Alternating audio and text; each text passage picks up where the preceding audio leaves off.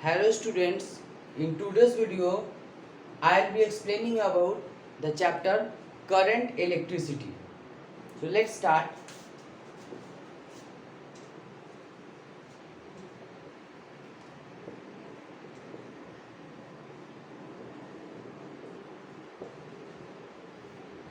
So what is current?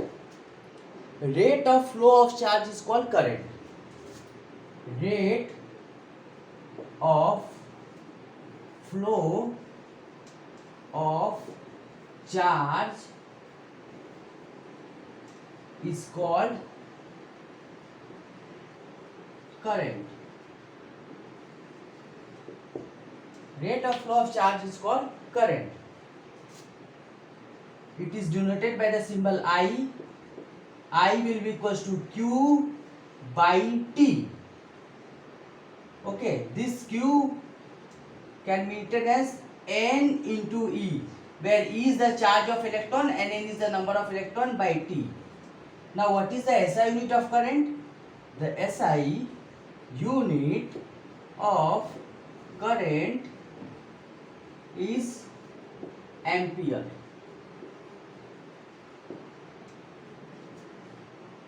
Okay, so what do you mean by 1 ampere? What do you mean by 1 ampere? So when 1 coulomb of, when this is 1, this is 1, this will also be 1. So when charge is 1 coulomb, when 1 coulomb of charge flows through a conductor in 1 second.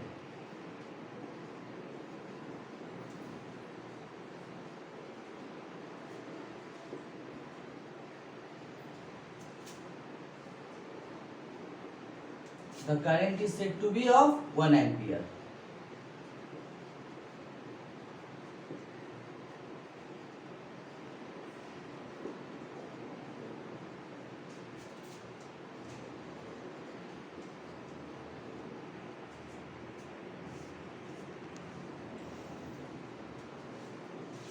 Now,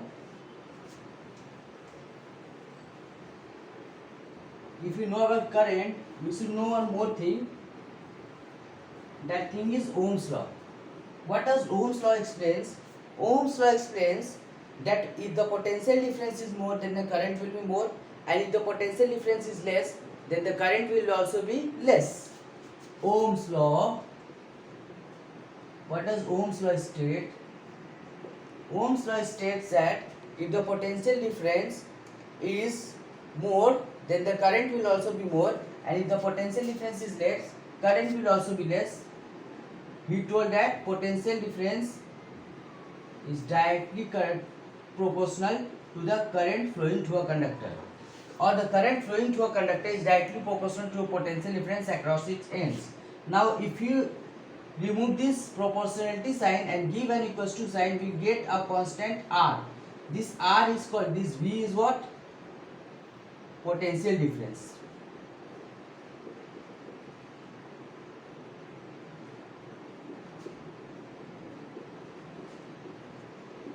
This I denotes current and this R denotes resistance. Okay, V equals to IR. Now what is resistance? I want to explain you. Resistance is the obstruction given to the flow of current. What is resistance? Resistance is the obstruction given to the flow of current.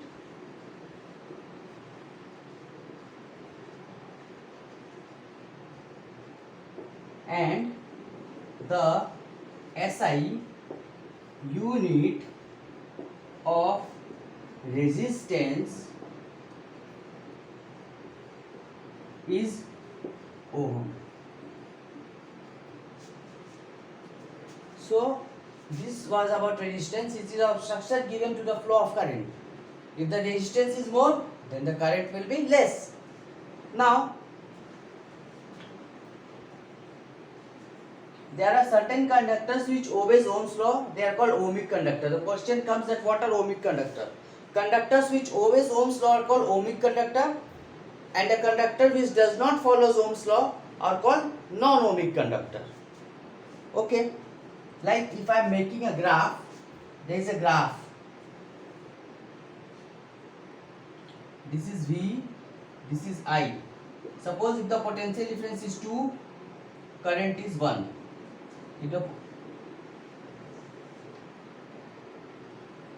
Now if the potential difference is 4, the current is 2. So in this case we get a straight line, almost a straight line. So this is what? This is called ohmic conductor, which obeys Ohm's law. These are called ohmic conductor. What is happening over here? When potential difference is increasing, the current is also increasing. Now if I draw non-ohmic conductor, it will be something like that. If they tell you to draw a ohmic conductor, you can draw the diagram which I have drawn. Now for non-ohmic conductor, it will be like this. 2 voltage was there, current was 1 ampere. Now voltage become force, current can become 5 ampere. So this is like this, and this will be like this. So it will not be a straight line, you see, it will go somewhere like this. So it does not obey Ohm's law, so it will be called a non-ohmic conductor.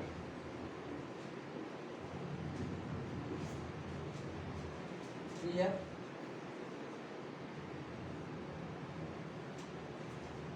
Now, what are the factors on which resistance of a conductor depends? The formula resistance of a conductor is directly proportional to length of the conductor, and resistance of the conductor is inversely proportional to the area of the cross section of the conductor, and there is a formula R equals to rho into L by A. This R is the resistance. R stands for resistance, L stands for the length of the conductor,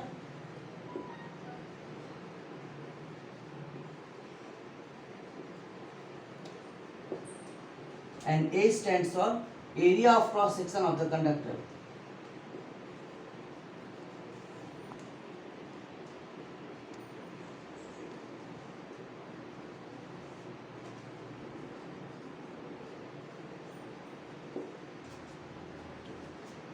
So this is our resistance. Now due to resistance, heating effect is formed. We know there is Joule's law of heating effect. In Joule's law of heating effect, when current passes to a conductor, heat is produced. That heat is directly proportional to the square of the current. That heat is directly proportional to the resistance, and that heat is directly proportional to the time through which the current flows. So we can write H equals to I square RT. It is the heat produced in a conductor when current flows through a conductor. Now this is called Joule's law of heating effect. Now I want to tell you, in electricity I am making a circuit. How to make a circuit? We have to take a cell. The bigger one is the positive, while a smaller one is negative, and then we will, suppose we have taken a resistor over here, there is a bulb, then before this let us make a switch over here.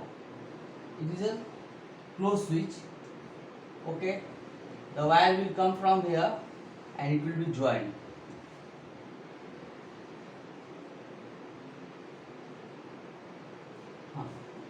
So what is this? This is closed circuit. In this closed circuit, what will happen? The bulb will glow. The circuit is complete. You can see the wire is coming from here and the circuit is complete. This type of circuit is called a closed circuit, and the current flows in the closed circuit. But if there is a broken wire, what do you think? Will the current flow in this case? No. It is not so, because the moment this thing happens, it is no longer a closed circuit, it is called an open circuit. Even if we join this by a conductor and we keep the switch off, the current will not flow, and if we keep the switch on, then the current will flow. Keeping the switch on means making this conductor connected. Okay, so this is an open circuit, and if I join this will become a closed circuit. So current flows through a closed circuit, but it doesn't flow through an open circuit. Now in a circuit, what do we need to have? This is a cell, and when many cells are joined together, they form a battery. Like I am showing you, if it is like this, one, then again, one, then again, one, then again. Here it is positive side, and here it is negative side. Then the current will flow from positive. Actually, the electrons flow from here till here, but the current, the conventional direction of current will be from here to here. Conventional direction of current is taken from the direction of this positive to the direction of negative. Now, in case of current, there are two types of combination of cells. There are two types of combination. One combination is combination in case of cells are of two types. One is called parallel combination and one is called series combination. Now question comes, which one is better, series or parallel? Question can come, you write series is not good, parallel connection is good. Why I am telling you this? Later on, what happens in case of series connection, in parallel connection, voltage remains constant. Voltage remains constant. But in case of series connection, voltage is not constant.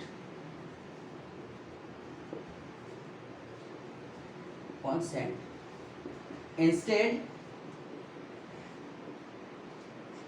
current is constant.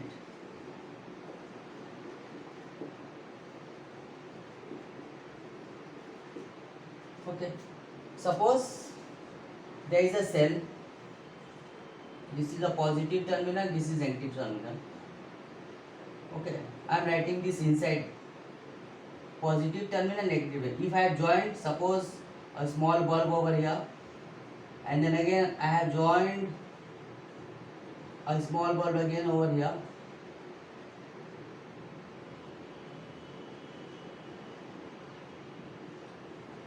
Okay,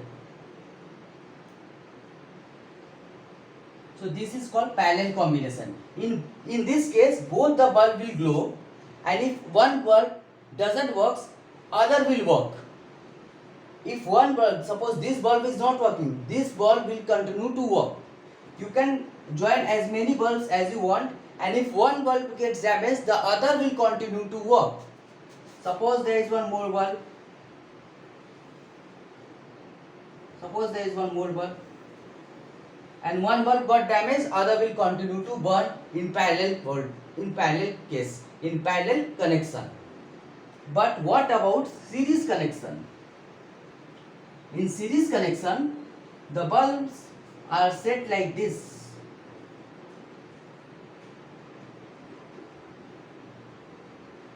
One bulb. Okay, or let me make it more proper. Suppose if it is like this, one bulb, two bulb, three bulb, four bulbs. This is series combination. If one bulb stops working, all the other bulbs stops working. So if one bulb gets damaged, all the remaining bulbs get damaged. So there is disadvantage. There is disadvantage that if one bulb get damaged, all the other get damaged. Okay. So this was about series and parallel combination. Now how to find the equivalent resistance for series combination. Equivalent resistance for series combination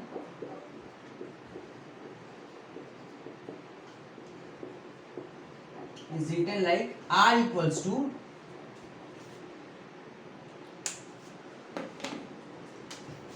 R1 plus R2 plus R3 plus R4 dot Rn as the number of resistors.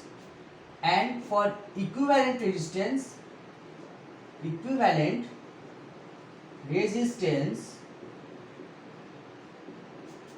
for parallel combination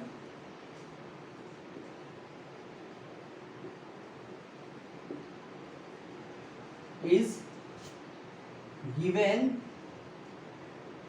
by the formula 1 by R equals to 1 by R1 plus 1 by R2 plus 1 by R3 plus 1 by R4 dot 1 by Rn.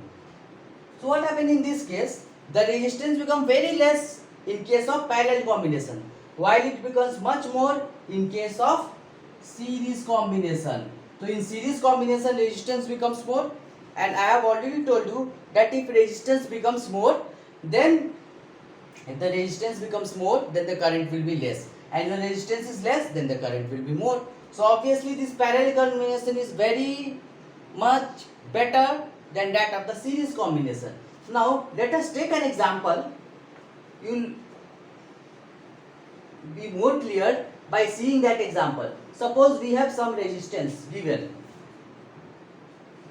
Suppose there is a resistance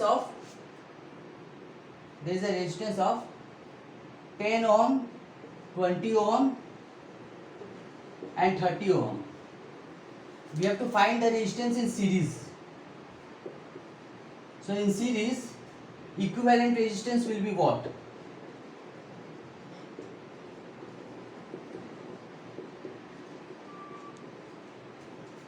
Equivalent resistance will be what? How to find it? R equals to 10 plus 20 plus 30 ohm, that is equals to 10, 20, 30, 30, it will be 60 ohm. Now what in case of in parallel combination, what will be the answer? In parallel combination,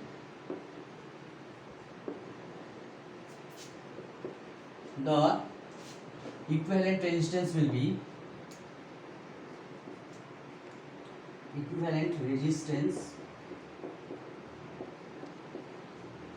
will be 1 by R equals to 1 by 10 plus 1 by 20 plus 1 by 30. Okay. So what is this? 1 by R equals to, we'll take the LCM of all of these. 10, 20, 30's LCM will be 60. We'll take 60 over here. 60 divided 10, it will be 6. Plus 60 divided 20, it is 3. 60 divided 30, it is 2. So what we are getting over here, I am writing it over here.